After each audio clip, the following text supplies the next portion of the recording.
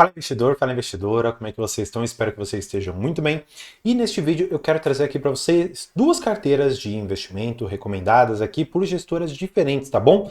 Então eu vou pegar uma carteira, vou trabalhar um pouquinho em cima dela, para a gente falar aqui quais os 5 ativos que são recomendados, e depois nós vamos abrir a outra carteira recomendada com outros 5 ativos, e eu vou dar aqui meus pitacos individuais a cada uma dessas empresas. Claro, nada disso aqui é uma recomendação de compra ou de venda, é apenas tudo de caráter educativo para a gente pensar aqui a respeito de quais são os investimentos recomendados por gestores profissionais, por pessoas capacitadas para recomendar investimentos. Eu já quero antecipar para vocês qual o posicionamento do canal. O posicionamento do canal é de que raramente você vai enxergar uma empresa que vai de uma semana para outra mudar totalmente seus fundamentos, com exceção de, por exemplo, uma Americanas, uma Via Varejo ou alguma outra empresa que anuncia, olha, nós quebramos. Olha, aqui um rombo de 20 bilhões de reais. Aí tudo bem, aí os fundamentos caem, ou se você achou 20 bilhões e aí os fundamentos sobem, mas normalmente isso não é isso que acontece, tá? Agora, os fundamentos aqui do canal e o que eu prego é que você sempre deve colocar em vista um ativo que tem geração ou potencial de geração de valor ao longo do tempo. Na medida que você, acompanhando essa evolução, vai ter uma rentabilidade muito boa dentro da sua carteira, por isso que eu recomendo e até agradeço a todos os colegas, amigos e amigas que conseguiram fazer com que eu chegasse aos 8.059 inscritos. Então, mais uma vez, muito obrigado a todos vocês. E claro, agora vamos para a primeira carteira de investimentos, recomendada aqui pelo MyCap, para você ter um resultado melhor do que o Bovespa nessa semana. Você vai ver aqui algumas das empresas, mas claro, eu vou trazer cada uma delas para a gente dar um pitaco aqui sobre cada qual. Vamos lá, a primeira delas é a Camil, é uma empresa que eu particularmente não gosto muito, tá? Não porque ela não seja boa, mas porque ela tem fundamentos muito complicados. Ela está num segmento em que você não tem barreira de entrada, você tem uma margem líquida, ou seja, o quanto sobra de lucro no final para você é muito pouco, e o trabalho dela é gigantesco. Portanto, não tendo barreira de entrada e tendo margens pequenas, não é um tipo de empresa que eu acompanho, tampouco alguma que eu colocaria dentro da minha carteira, apesar de ter uma valorização expressiva nesses últimos 12 meses, com um dividend yield na ordem aqui dos seus quase 3%. Mas, como eu te falei, a margem líquida dessa empresa é realmente aqui bem baixa, tá? Não é uma empresa que eu gosto muito. Outra empresa que, apesar dos bons dividendos, eu quero que você pense comigo. Imagina que nesses últimos 12 meses você comprou a CSN na parte ali de siderurgia, então a CSNA, tá? Só que você comprou ali na casa dos seus 18, na casa, por exemplo, dos seus 17, 16 reais. Pensando quem comprou a 18 e que viu cair para 9, será que aguentou essa queda de 50%? Claro, hoje está um pouquinho menor, mas ainda assim perdendo dinheiro. Claro, para quem comprou a 9, comprou no melhor dos cenários, mas quem comprou lá em cima, será que realmente foi um bom negócio? Portanto, pensando em dividendo e pensando numa exposição, vamos dizer assim, indireta também aqui, a gente poderia pensar na Semin, tá bom? É uma empresa que seria um braço da CSN, mas especialmente na parte de mineração. Você não ficaria exposto aqui à siderurgia, que é um mercado que está muito complicado, está precisando ali de um socorro do nosso governo para impedir a importação de aço chinês. Claro, tem ali as questões que eu particularmente acredito que são corretas, de você ter essa barreira de entrada, afinal de contas parece que está havendo um dumping lá fora do preço do aço e por isso fazendo com que as empresas aqui operem muitas vezes no limite ou até mesmo no prejuízo, mas pensando aqui, em qual empresa eu gostaria de ter no meu portfólio, ao invés de ter a CSN, preferiria ter a Semin para você ter um segmento um pouco mais tranquilo, com uma menor oscilação de preços e com um dividendo muitas vezes até mais alto do que esses 12% aqui, tá? Próxima empresa é a Redditor.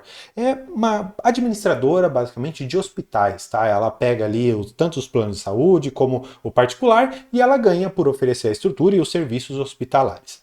Agora, o ponto é que muitos gestores e muitas pessoas têm ventilado essa ação como uma baita de uma empresa. E eu particularmente também considero uma boa empresa. Pensando que ela fez recentemente uma parceria com o Bradesco, pensando que ela quer colocar e administrar hospitais em lugares onde você não tem uma rede própria, você tem aquele hospital que foi criado há muito tempo atrás e até hoje é gerido assim. A Redditor, ela quer comprar isso, ela quer administrar, trazer toda a expertise e melhorar a prestação de serviço naquela região para então angariar mais clientes e, claro, lucrar mais com isso. Agora, eu quero que você veja uma pegadinha que está aqui nos números. No geral, preço, dividendo, desvalorização não é algo que eu me preocuparia muito agora.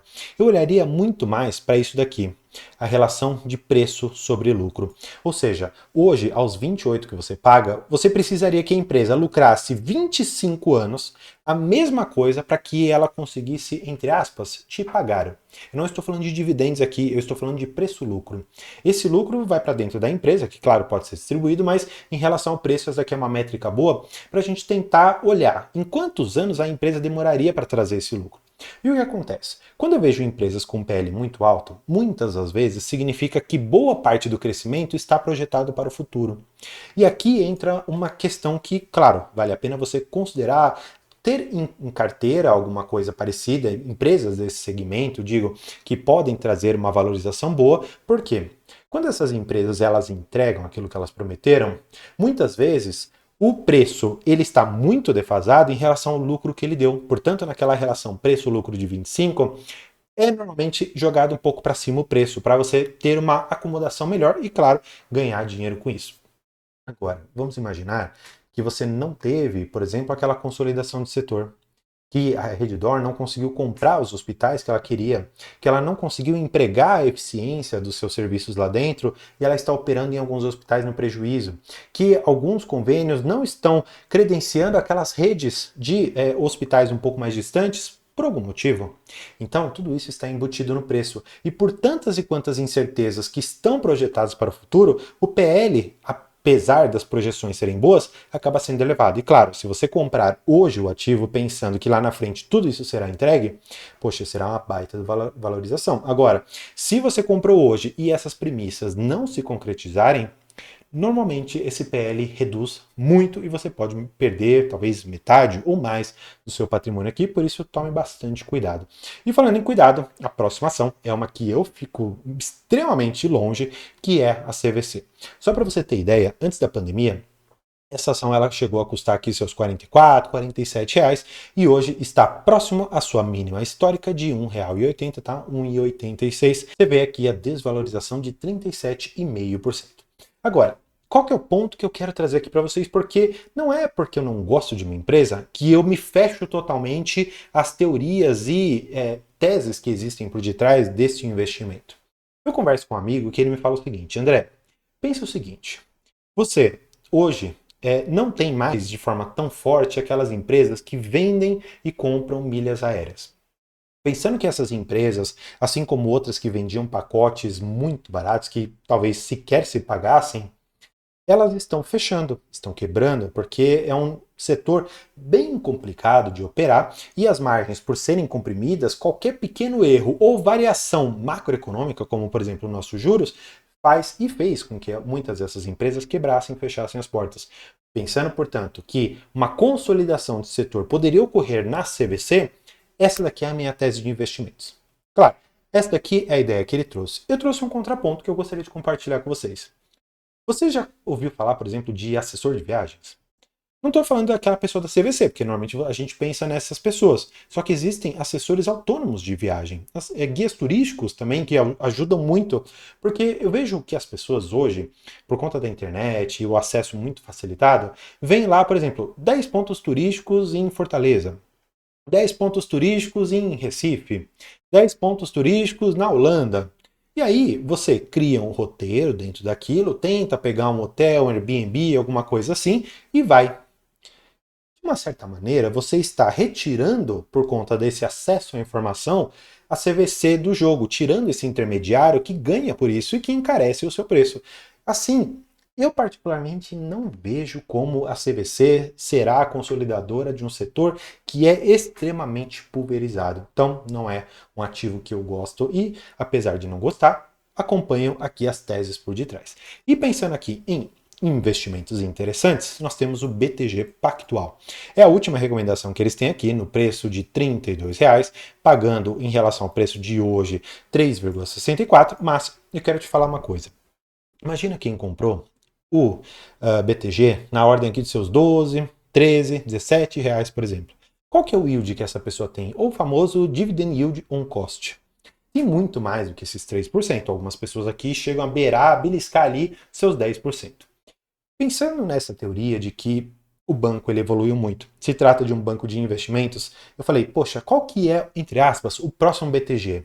Aí eu coloquei na minha carteira o BR Partners, que é o BR BI11, tá? É um ativo que você pode comprar, ele é para todo mundo e ele é um banco de investimento, ou seja, ele não é um banco que vai emprestar dinheiro para as pessoas. Ele é um banco que fala, opa, peraí, a empresa A está querendo comprar a empresa B, deixa eu juntar essas duas pessoas aqui para elas conversarem e aí eu vou cobrar uma taxinha para fazer essa junção. E depois que eu vender, por exemplo, a empresa, aquela pessoa da empresa B ficar rica, eu vou pegar o dinheiro dela, claro, se ela quiser, pegar esse dinheiro e administrar para ela a tese lá de Wealth Management, que é gestão de grandes fortunas ou de grandes riquezas. Nesse ponto, o BR Partners, assim como o BTG, assim como o XP, fazem muito bem. O BR Partners está engatinhando muito ainda, por isso que eu acredito que há muito crescimento. E eu não sei se vai chegar a custar 30, 40, 50 reais, mas pensando nos preços que eu pago hoje, o crescimento que a empresa traz e pensando em outras teses que eles podem trazer para dentro do banco, eu vejo um futuro muito promissor, mas claro, essa daqui é a minha tese para os analistas, o BTG seria a escolha perfeita. Agora, vamos para a segunda parte, a segunda carteira recomendada, e aí você pode ver que a Terra Investimentos trouxe esses ativos aqui para você comprar neste finalzinho de mês de julho e trazer agora para o mês de agosto, que podem ser bons ativos. E o primeiro deles é a Ambev, tá? Não é um ativo que eu gosto muito, tá? E eu explico por quê. Ele já está extremamente consolidado no setor, ele é um dos grandes, portanto, para você manusear ali, para você conseguir girar um transatlântico, demora muito, é difícil, gera muitas complicações administrativas, então não é uma empresa tão fácil de você ter uma inovação. E apesar disso, é uma empresa que ainda paga seus 6% de dividend yield. Mas não é uma empresa que eu colocaria no meu portfólio por conta dessa tese de que ela não cresceria muito mais do que, por exemplo, uma inflação. Então eu não gosto de ativos muito consolidados para terem posições relativamente grandes dentro da minha carteira. Ambev seria, por exemplo, uma participação talvez de 2, 3% dentro da minha carteira de investimentos, não passaria muito disso. Gosto de outros tipos de ativo, mas claro, isso aqui sou eu. Outra empresa que essa daqui está na boca de todos os gestores, que é o Iguatemi, tá bom? É uma administradora de shopping centers. Qual que é a tese aqui? Eu acho muito interessante você compreender isso. A tese deles é o seguinte: você comprou o shopping, você coloca para alugar várias lojas. Quanto que você está ganhando por isso? No mercado real, mercado nosso, diferente da bolsa, as pessoas normalmente pagam por esse prédio o correspondente a como se você recebesse 6, 7% de aluguel ao ano. É o que a gente chama de cap rate. O cap rate é de 6, cap rate é de 7. Mas o que acontece? Quando você vê o valor na tela da Iguatemi, quando você vê ali o valor de R$ 21, significa que você está, ao invés de pagar 12 mil, 14, 15 mil reais no metro quadrado de um shopping muito bom, você está pagando 8 mil reais. Significando, portanto, que aquele cap rate, ou seja, o valor que você está pagando hoje pelo shopping em relação àquilo que você recebe de aluguel, é muito mais alto. Portanto, estão falando de um cap rate aqui na ordem de 12, 13, alguns gestores falam até de mais de 15%. A tese, portanto, é, olha, não tem como uma coisa fora da bolsa ser negociada a 6 e na bolsa está sendo negociada a 15. Como que a gente faz isso? A gente consegue mexer no aluguel que a gente recebe? Olha, reajuste, inflação, contrato, tudo bem. Isso a gente consegue fazer. Agora, qual que é o movimento mais correto de ser feito? Que o preço que você paga, ele acompanhe também o preço de cotação, fazendo com que o cap rate, ao invés de ser de 15, ele vá aqui para o seu 6. Por quê? O seu lucro, que é o aluguel que você recebe, mantém muito estável. Agora, o denominador, que é quanto você paga por aquele shopping, ele pode oscilar muito. E na bolsa a gente tem essas possibilidades e algumas vezes até oportunidades de investimento. Mas claro, se você gosta de shoppings para receber dividendos, talvez Iguatemi não seja o seu caso. Pensando que você pode gostar muito de shoppings, mas para receber renda, você tem os fundos, tá, de shoppings que são muito bons, que eu particularmente recomendo você dar uma estudada, porque são ativos muito interessantes. E outra que eu gosto muito é a Hypera Pharma. Ela caiu um pouco em descrédito com o pessoal, não sei porquê, tá? Porque ela mantém as suas margens muito boas, o seu retorno em relação ao equity, né, em relação ao investimento que a empresa fez, também muito bom. Eu não sei por que a empresa tem caído tanto, pelo menos em termos aqui de preço, tá? Eu não estou falando de fundamentos. Para mim, os fundamentos se mantêm, mas o preço não está acompanhando, portanto, eu falei lá para os membros um pouco dos resultados, e para quem me acompanha há mais tempo no canal, e é um dos membros também, viu que eu falei dessa empresa muito próxima a esse valor e conseguiu ali uma certa valorização nestes preços atuais, além de um dividendo razoável, tá? Não é aquele grande dividendo, eu vejo que é mais uma empresa de valorização do que para dividendo. E nós vamos para uma outra empresa aqui, que é a Klabin. Eu particularmente acredito que dispensa apresentações, é uma das grandes empresas, tanto é que uma das que o Barsi mais gosta, só que eu não gosto muito dela, tá? Se eu tivesse que escolher, primeiro escolheria uma Irani, tá? Uma Honey 3. Depois dela, escolheria a Suzano, tá? Susbi 3. E se tivesse que escolher, não investiria na Klabin, a não ser que falem, André, você é obrigado. Não. Então, vai ter que ser a Klabin mesmo. Não gosto muito. É uma das grandes do setor, consolidada, redonda, geradora de caixa, mas não é uma empresa que eu gosto muito. Por quê? Porque ela não para de se endividar nunca. Nunca. Eu não consigo compreender até onde essa empresa vai. Isso, por um lado, é bom em termos de crescimento, mas eu também quero retorno para o acionista e eu não estou conseguindo enxergar isso da melhor forma. Até fiz um vídeo mostrando que o retorno geral da Klabin não superou alguns indicadores básicos, até como a Selic histórica, tá? Então, vale a pena a gente pensar nisso. E claro, por fim, a última empresa, a Vale. Eu fiz um vídeo que eu vou deixar aqui no card final para vocês acompanhar os resultados do segundo trimestre e também falando um pouco ali das opções que você tem de investimento. Eu escolheria a Bradespar, tá? Ao invés da Vale, porque eu gosto muito mais de receber dividendos. E pensando que a empresa está extremamente redonda, com indicadores de endividamento e de lucro muito bons, eu ficaria muito mais com aquela que me traz maior retorno em termos de dividendos, que é a Bradespar. Mas claro, não é uma recomendação, é apenas o que eu faria nessas carteiras recomendadas. E agora eu vou deixar esse vídeo da Vale para você aqui no final. Espero que você tenha gostado. Se inscreva aqui embaixo e se você gostou mais do conteúdo, venha ser membro aqui para conhecer todos os benefícios que eu posso te entregar. Por hoje é isso. Muito obrigado e tchau!